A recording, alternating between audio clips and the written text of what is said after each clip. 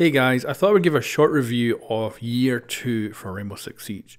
So, Velvet Shell was the first season and I think it was perfect. The map was really good.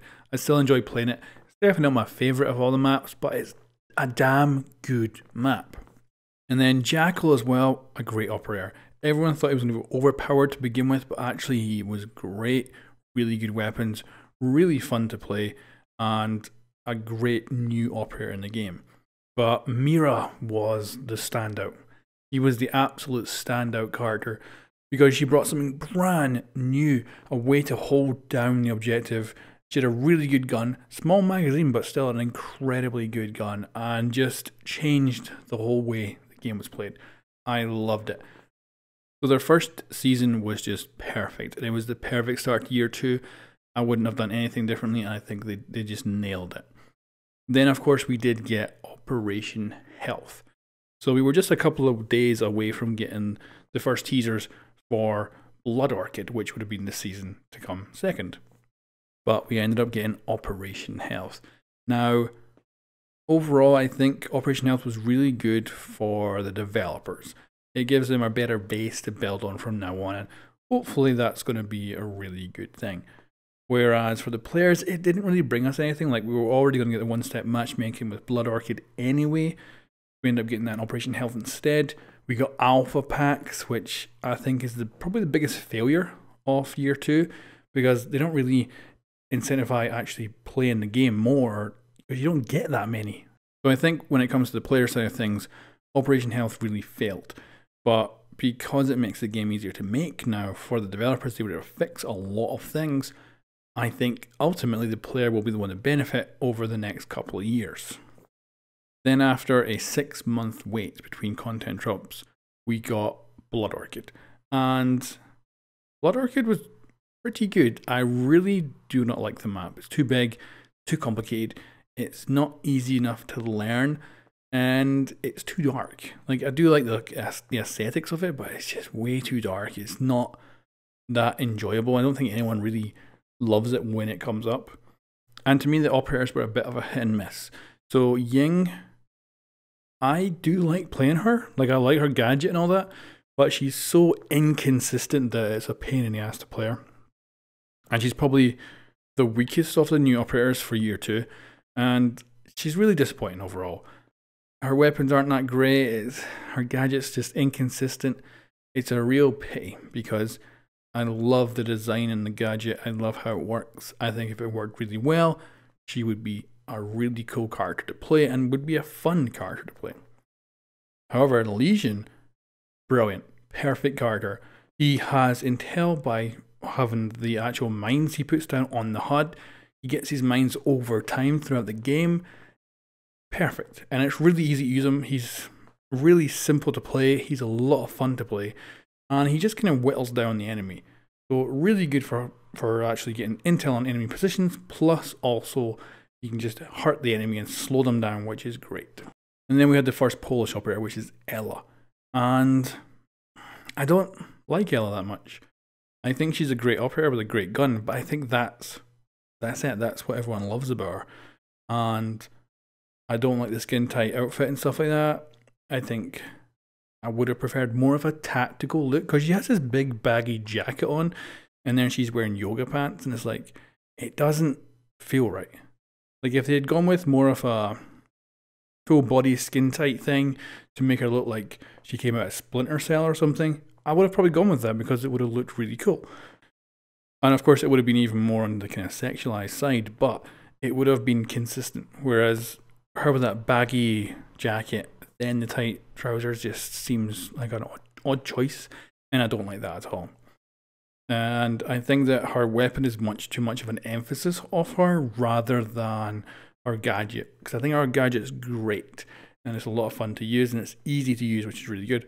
But when you pick Ella, you're not really bothered about the gadget. You throw them out and then you disappear off to go and try and kill with your really good weapon. So if Blood Orchid had been the second season and there was no Operation Health, I'd have been really happy. I think the Ying and the Lesion were really good operators. And then going on to the Polish season would have been really cool. But instead we got Operation Health, then we got Blood Orchid. So to finish off the year, we got White Noise, which was the final season, and we got Dokkaebi, who is a really good operator. Like, her gadget kind of sucks, but I don't know what it is. I really enjoy playing her.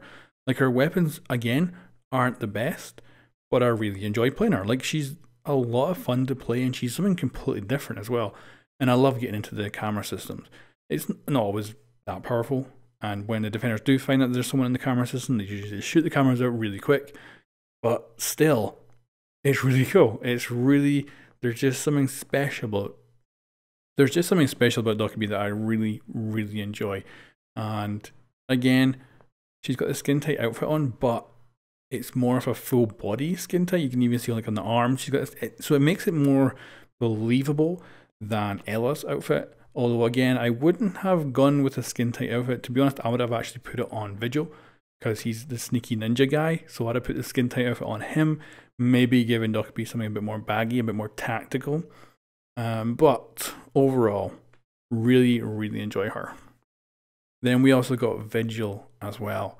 And he is, to me, the most underrated operator right now. I think he's awesome, because he packs a ton of firepower, 2 fully automatic weapons, 2 really good fully automatic weapons.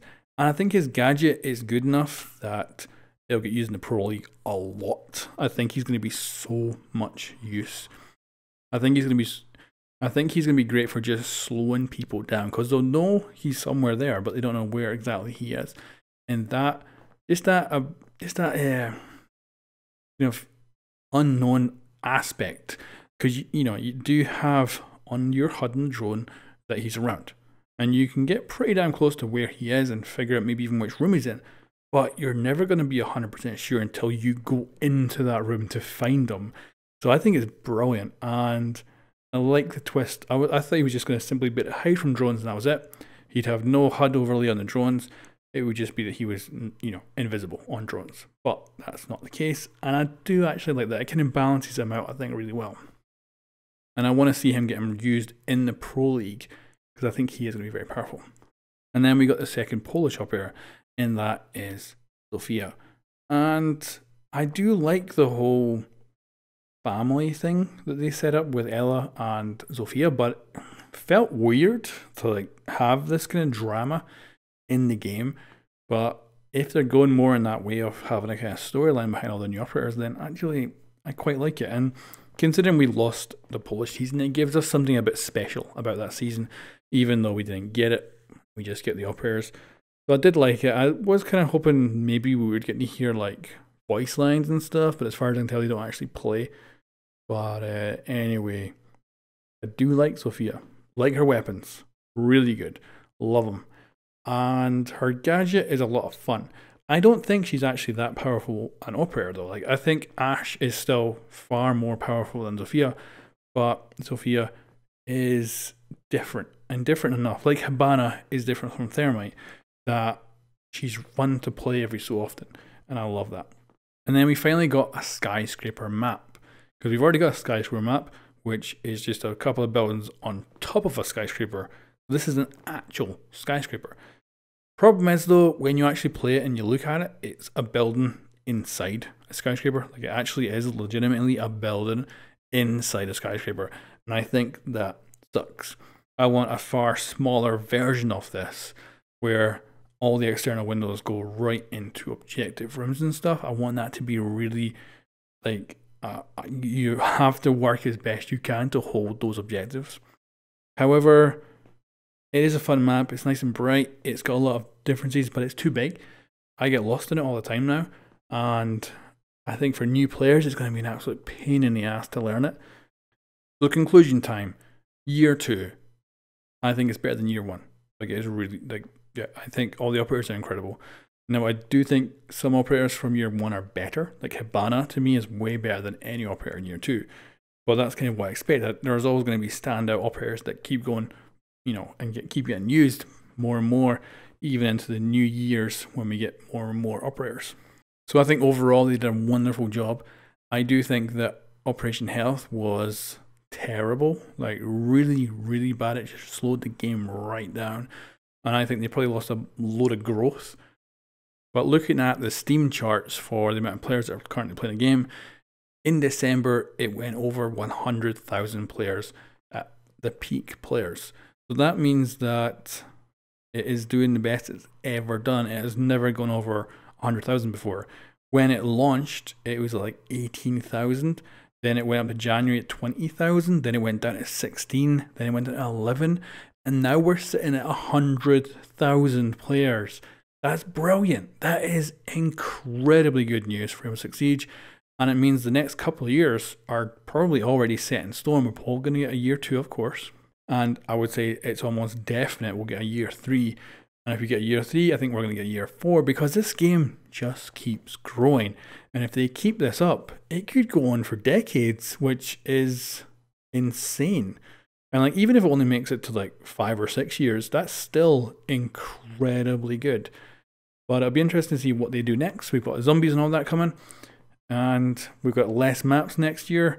We've got the same amount of operators, thankfully, but with less maps. Well, that means they can keep fixing the game more because they wouldn't have to make new maps. But to me, year 2 was a great success, even with Operation Health in the middle, which talks volumes that they were able to keep going even with that Operation Health in the middle. So wonderful job to developers, and I can't wait to see what happens next. Anyway, guys, thank you very much for watching. This has been 6 News, and I'll catch you next time.